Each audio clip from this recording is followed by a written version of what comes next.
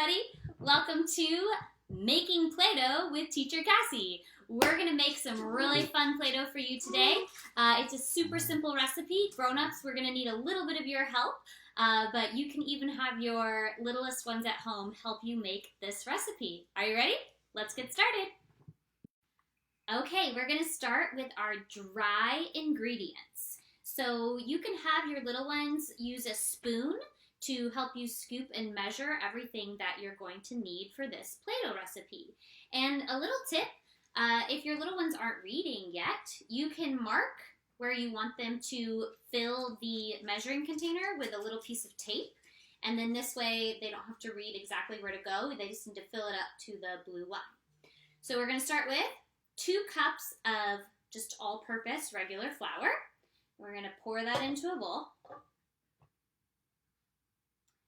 And then we're going to add 1 cup of salt. Just, again, any salt that you have in the house will do. This is what I had, so this is what we're using. We're going to add 1 cup of salt.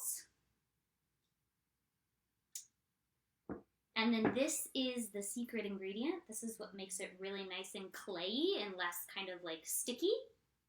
We're going to add a teaspoon of cream of tartar.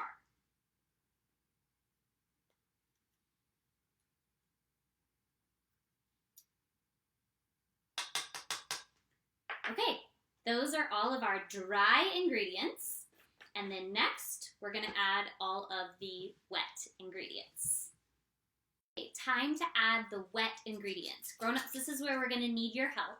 So what I've done is I've just boiled some water, and while it was boiling, that's when I added my food coloring. So I decided to make blue.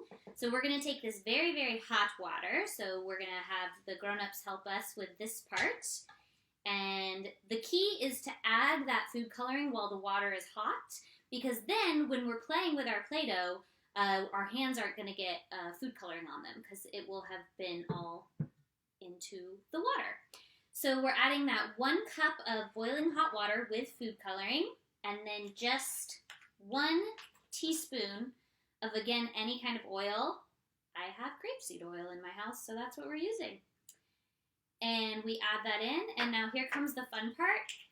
If you're okay with getting a little bit messy, you can use your hands to mix all of this together. I'll show you what it looks like right now. Or you can use a spoon.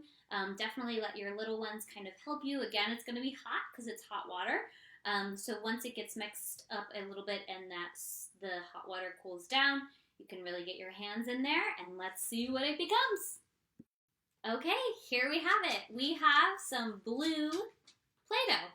Super simple. Now it's just time to play. And you can do all kinds of things. You can use cookie cutters to make different shapes.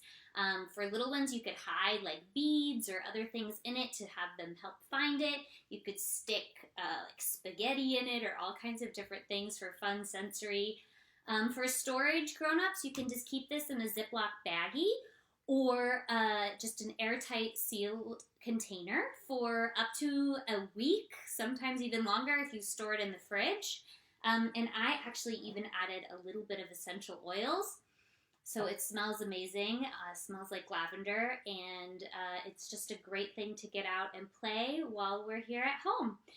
Again, don't forget, super simple. You can just use flour, salt, cream of tartar, a little bit of food coloring, tiny bit of oil, and a little bit of essential oils if you want to add some extra scent. We'll put the recipe in the comments below, and we hope you have fun making some super simple, non-toxic Play-Doh. Have fun!